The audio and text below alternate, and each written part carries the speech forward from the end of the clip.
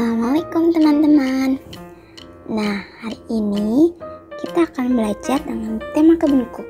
Kira-kira apa sih yang bisa kita lihat di kebun kita? Nah, yang ini adalah pohon mangga. Kalau yang itu namanya kaktus. Nah, kalau yang ada bunga cantik ini namanya bunga mawar. Kalau yang mengembang ini namanya bunga teratai loh.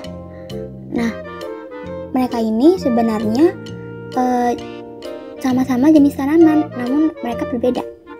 Yuk kita belajar lebih lanjut. Nah, kalau tumbuhan sendiri itu memiliki beberapa bagian. Bagian akar, kemudian bagian batang, bagian daun, kemudian bagian buah, dan berikut ini adalah contoh dari gambar pohon mangga. Ini namanya tanaman mawar. Dia punya akar juga, punya batang, punya daun, dan punya bunga. Tapi dia nggak punya buah. Kalau tumbuhan mawar ini batangnya berduri. Nah, kalau akar itu pada tumbuhan biasanya tumbuh di dalam tanah. Tumbuhan akan menggunakan akar untuk menyerap air dan zat hara. Nah, kalian tahu nggak fungsi lain dari akar? Nah, fungsi lain dari akar adalah agar tumbuhan tidak roboh loh. Nah, coba kalau misalkan kita bayangkan pohon mangga tapi tidak ada akarnya, pasti dia jatuh. Dia nggak akan berdiri seperti pohon mangga yang sekarang loh.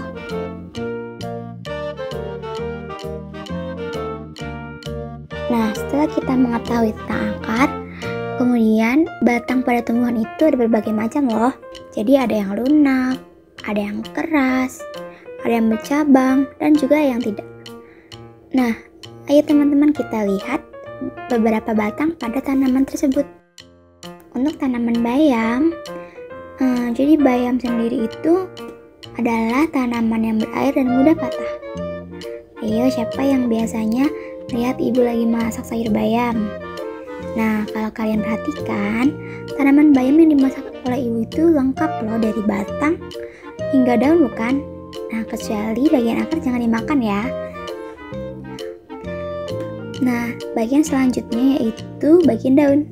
Biasanya daun itu pada tanaman warna hijau, tapi nggak cuma warna hijau doang loh. Daun bentuknya itu juga macam-macam. Ada yang lingkaran, ada yang berbentuk seperti pita, dan berbentuk seperti jari manusia. Bentuk seperti lingkaran itu contohnya pada tanaman teratai. Kemudian kalau daun yang berbentuk seperti pita itu ada seperti pada daun jagung. Kalau daun yang berbentuk jari contohnya tanaman singkong.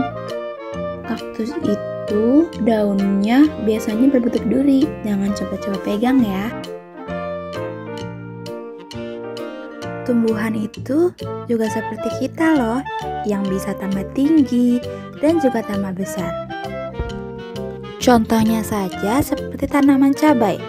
Tanaman cabai awalnya dari biji yang sangat kecil, kemudian tumbuh akar, batang, daun, dan kemudian setelah tumbuh bunga akan menumbuhkan cabai yang baru.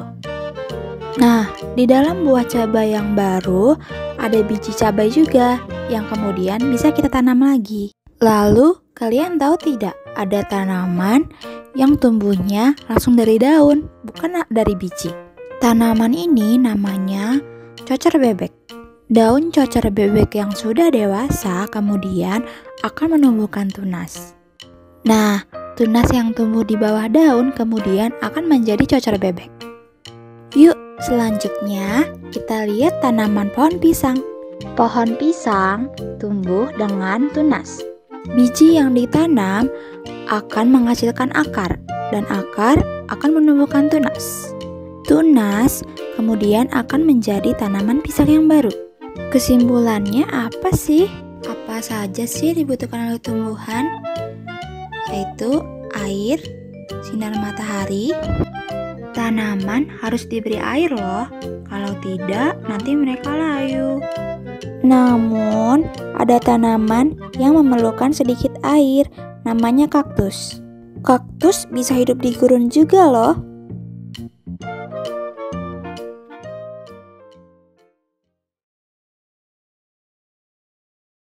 Assalamualaikum warahmatullahi wabarakatuh.